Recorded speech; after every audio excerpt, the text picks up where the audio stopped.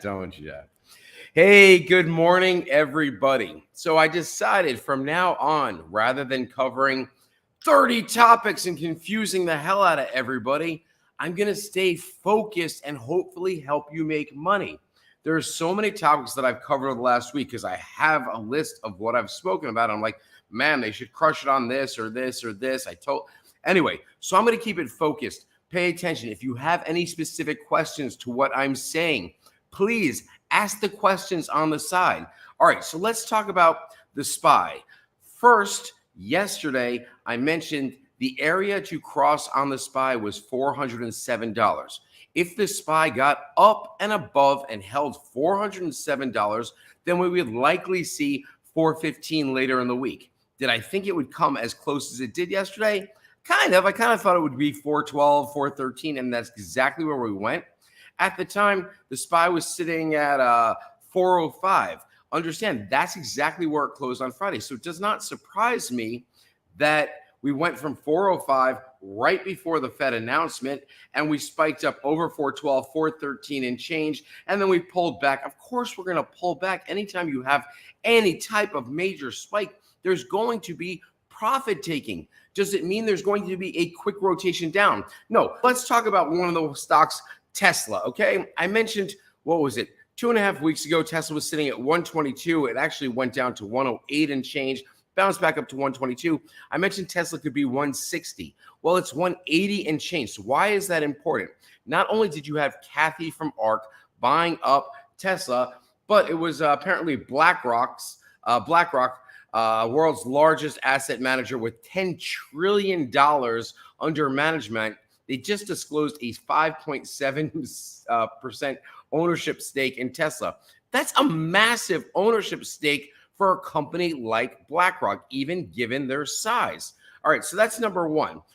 Let's talk about SPY levels I'm going to hold on to.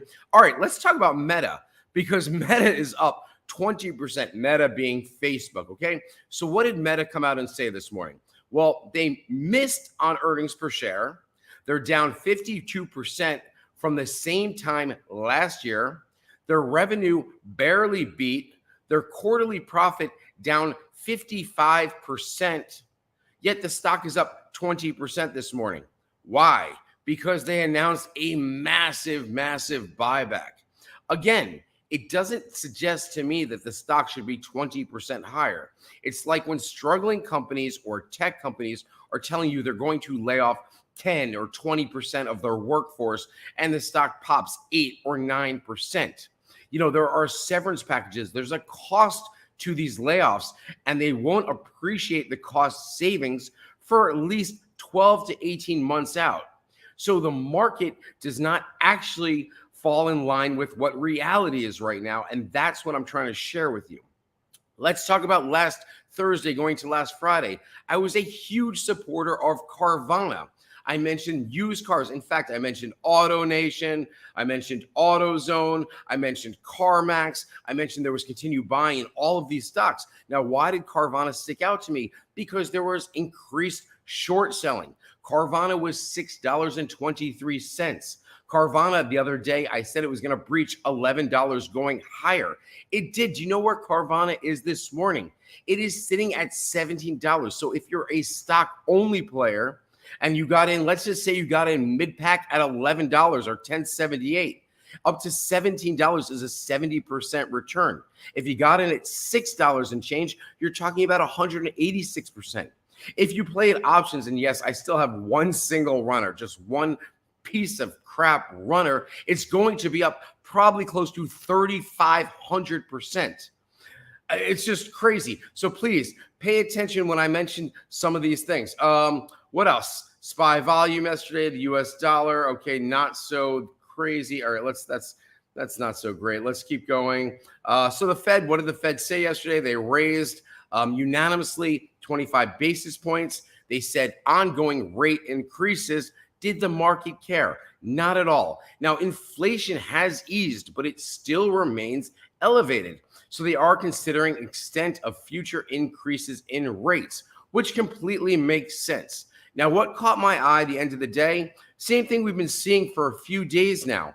$60 million puts on the SPY towards close. So let's talk about the SPY ranges because that's most important. Again, if you have questions, please ask them on the side. But SPY ranges are important because it helps you gauge a strategy. If I'm telling you that rejection could be at this point and you see it reject, again, you'd want to get out of any calls you're in when you see the SPY reject, same as when you see support. Now, I mentioned massive support at 404 on the SPY. What did we see yesterday? Before the Fed's announcement, we saw the SPY fall just under 404 two different times. Now, it was extremely light volume at the time, and then volume started peaking right around 1:55 p.m., which is what I told Discord. By the end of the day, I predicted we'd see it right around 100 million on the SPY. SPY finished at 100 million. What are we likely to see today? A continuation. So if you're seeing any type of dips, I'm going to assume they're going to continue to buy the dips. You have to zoom out and you say, okay, dips happening. How far could this dip? Could it be consolidation? Now, we saw consolidation one day last week. I believe it was like Wednesday of last week. We saw consolidation. We saw some outflow. Other than that, it's been inflow, stocks going higher. Now, some people might say, well, how would you play Meta? I wouldn't. I would stay the fuck away from Meta. It's up 20%. There's no reason to dabble in a stock that already spiked. You're looking for the right opportunity, the right entry. Same with Amazon, Google. You're looking at those, and those are up 4% pre-market. I don't think they come out with earnings till later on the day. So those stocks are running off just tech, and those stocks are running off the Meta returns. Now, if you want to look at stocks that I might be looking at, it's the stocks that are more beaten up. I might look at an Upstart, which also initiated a stock buyback. Remember, we saw Upstart at $18 the other day. It shot up from like $14 or $15 all the way to $18. It pulled back to $16. What is that considered? A buy the dip scenario. Same with Roblox. I believe Roblox pulled back to $36 or even $35.80. It will probably breach $39 and $40 going to the upside. So you want to look for opportunities. We had an individual ask a question the other day saying he was going to go into Carnival puts. And I suggested maybe you ought to wait for the turnaround, meaning you need to see outflow in Carnival before you go counter to the market movement. And the market movement is telling me Carnival still has room to run higher. The airlines still have room to run higher. I see a question about, is Romeo doing a live stream today or tomorrow? It's the best question saved for our Discord.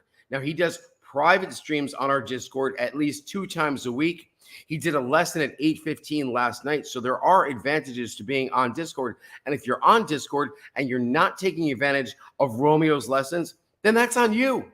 It's not on me.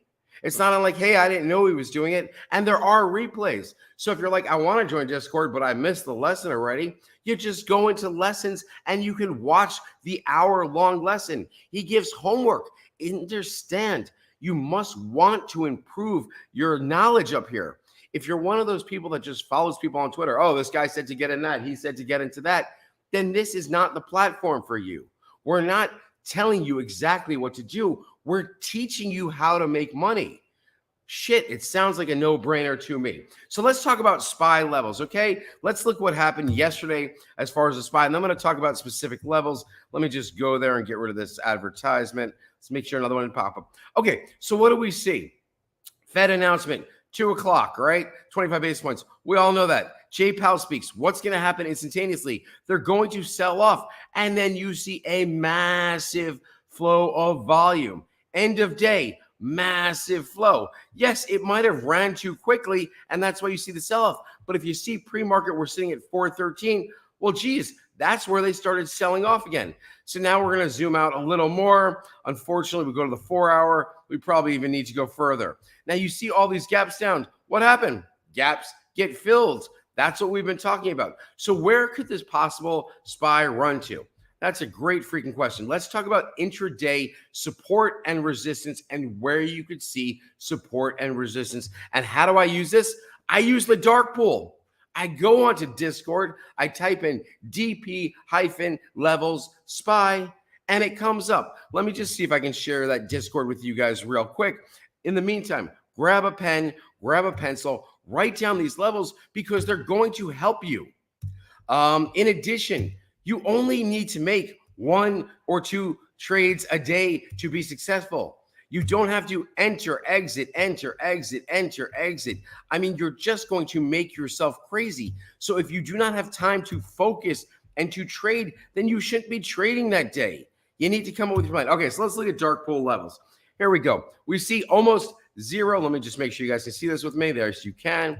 So let's talk about dark pool levels. Again, there's almost no dark pool level here. Zero, like 2 billion at 409.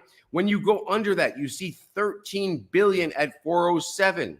You see 11.7 at 404. So when I mentioned yesterday that we could potentially see the bounce from 404, and if we break 407, then we're going a lot higher because there's a ghost zone in between 407 and 414, which is why we rode up from 407 to just under 414. So where is the next dark pool level? Well, let me just see if I pulled that up this morning. Let me just go here. Okay, so resistance number 1. We've already passed that. It's 412.06. That is a dark pool level not listed, okay? 412.06. Write it down.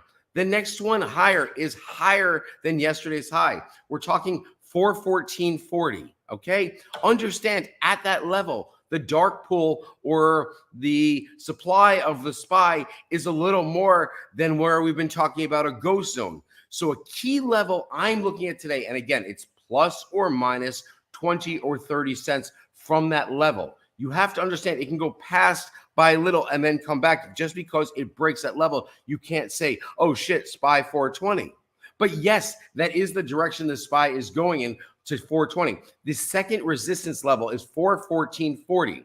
So if I see the SPY at 414.80, which is a little more than plus or minus 30 cents, then I'm going to assume at 414.80 that we're going up to the next level of 417. And if we break 417, which isn't an excessive supply zone, we're probably going to 420. Did I think it would happen this quickly? I said earlier in the week, I was expecting a 3 to 4% move on the SPY this week. Let's remember, the SPY was sitting at $400 when I made that comment. 4% move would be 416 to the bull side higher. Now, 420 is definitely a possibility come end of week. But do I think it would happen today or even tomorrow during the trading day? What's likely to happen, and you know this for a fact, institutions wait for the last 30 minutes of the day, usually even the last 15 minutes of the day, to push it and spike it higher. They tend to get an extra 0.5% to 1% towards the close of the day. Now, this is nothing new. I've told everybody before, institutions like to buy in the first 15 minutes of the day and the last 15 minutes of the day. They leave the rest of the day for day traders, scalpers, those entering or exiting positions. There's a lot of minutiae, all right, that goes on, which is a lot of shit. Let's just say a lot of shit that goes on, a lot of chop. What do I expect today? I'm expecting choppiness. If you think I'm expecting the markets just to rip higher, you're crazy. Again, Meta came out with earnings. Earnings were not off the hook. What was off the hook was the buyback. The amount of shares that Meta plans to buy back. And again, I like to look at smaller companies that initiated buybacks, something like an Upstart, something like a Carvana, which announced something like that. And Romeo is going to go live today at 9:15. All right. Yes. And Fredo, if you missed last night's lesson, please go under lessons. They're going to be there. All right. So let's just see what else we got going on this morning. I'll give you bull case and bear case scenario. Let me just get rid of Fredo's comment here. Hide it. Okay. So bull case scenario. Okay. You're looking for the SPY, and let's just, I removed it already. The SPY pre-market sitting at 413.80. So the interesting point or the key level you're looking for is 414.40. Okay. Keep your eye on 414.40. If we break 414.40, then there's a good chance we're going a whole nother 1% higher. Understand after hours today, lots of earnings coming in. I think you have Apple, Amazon, and perhaps Google. You can correct me if I'm wrong, but I'm pretty sure those are the three big players. When I look at Apple, I know because I have it ingrained in my mind, Apple has previously seen resistance at $151. So let's just see where Apple is sitting, because I was thinking about trading Apple today heading into earnings. There's no doubt if the market goes higher, they're going to jam into Apple. Apple's had inflow 8 out of the last 9 days. There was 1 day of consolidation, what looks to be on Friday, where Apple touched the 141 level again. Now we're sitting at 145. Pre-market, we're 147.60. So again, if I'm looking for Apple to reject a specific number, I'm looking for $151.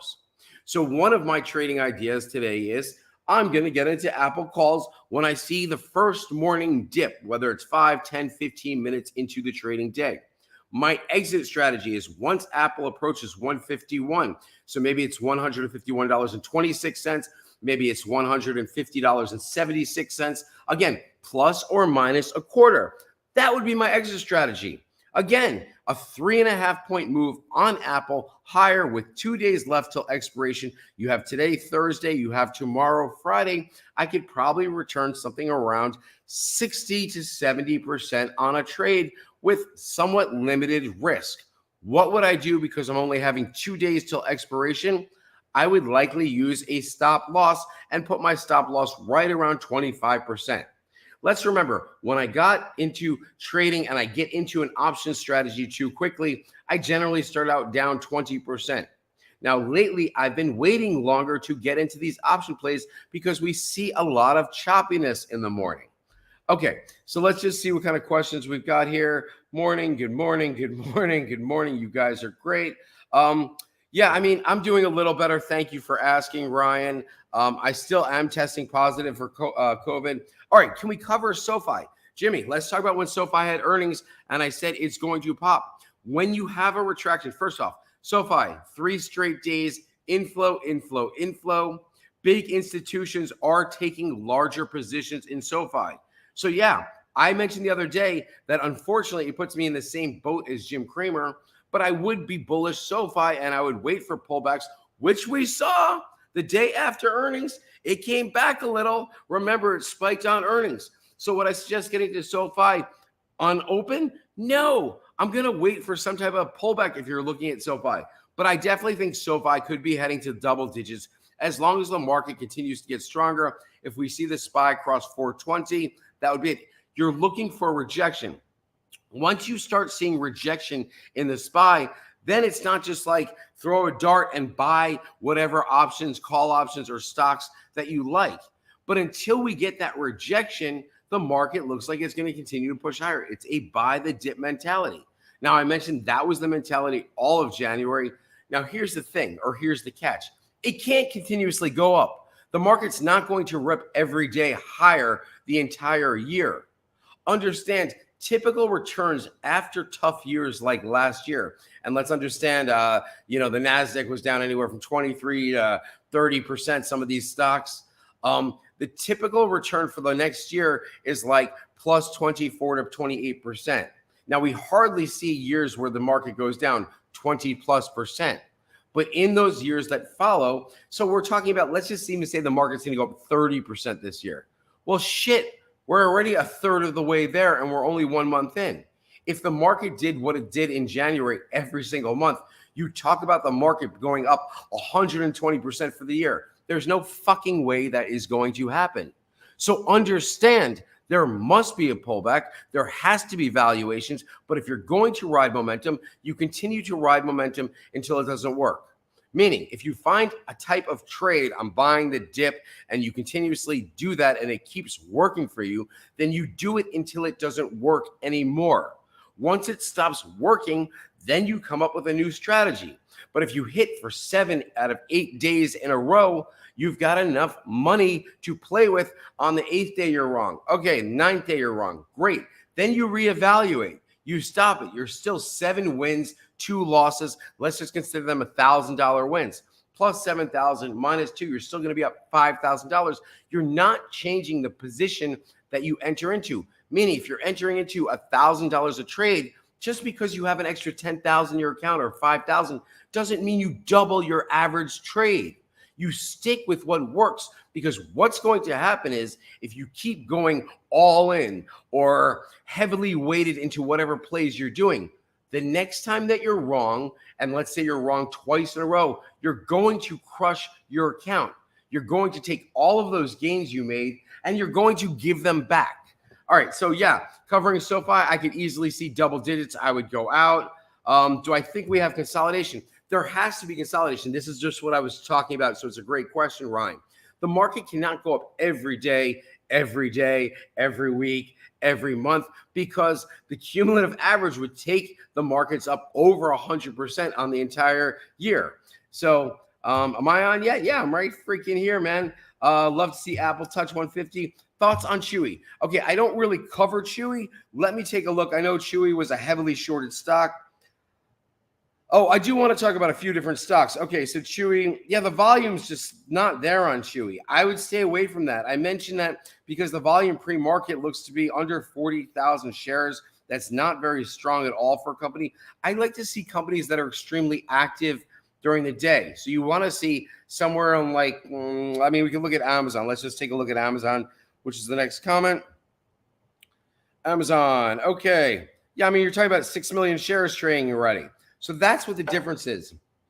All right, let's talk about a couple stocks that I have on my radar and that I've been talking about lately, and where we could possibly go with that. Again, Apple, I mentioned 151 to me kind of looks like rejection. So my play today, if you missed it, I'd be looking for the first dip. I'd be looking for some Apple calls, expiration on Friday, stop loss at 25%, exit strategy plus or minus a quarter from 151.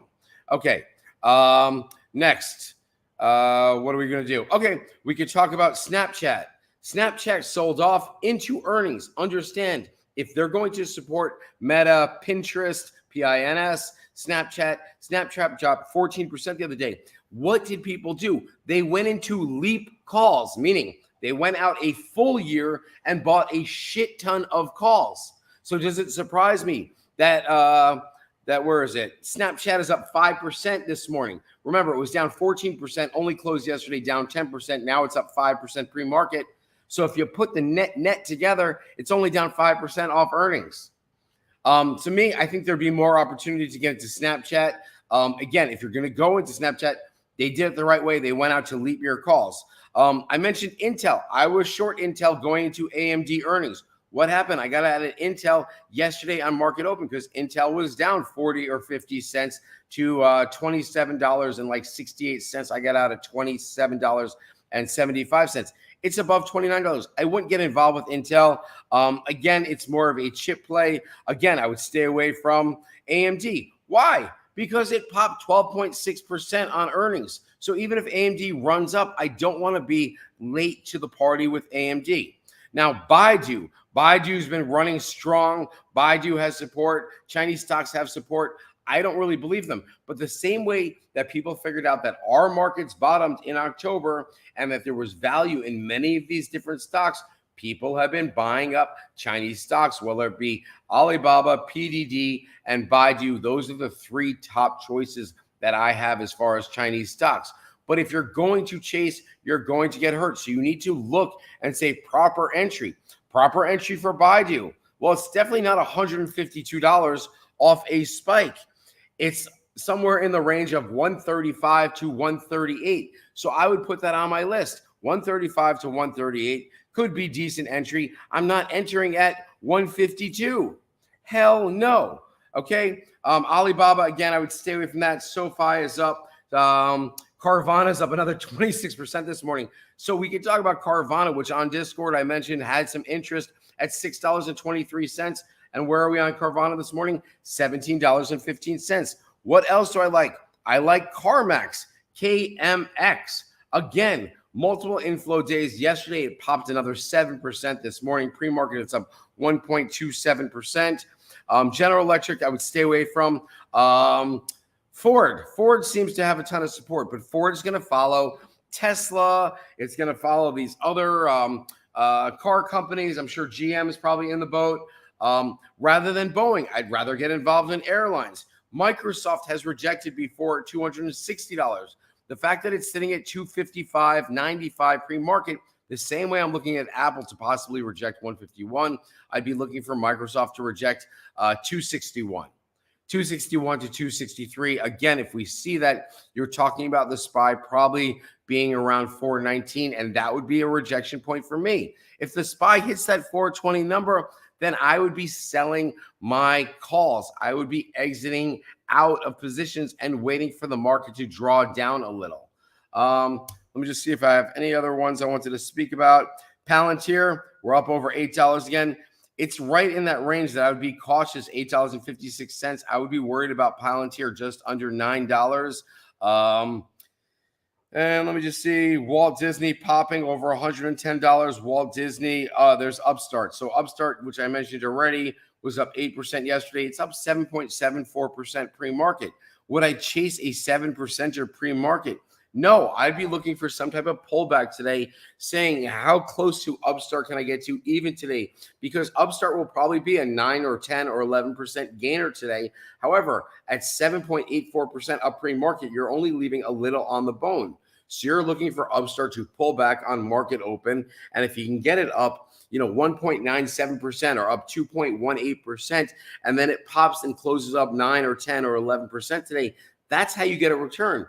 If you chase and you're buying when it opens up 7 to 8%, first off, you're paying too much for the IV. You're paying too much for the pre-market activity.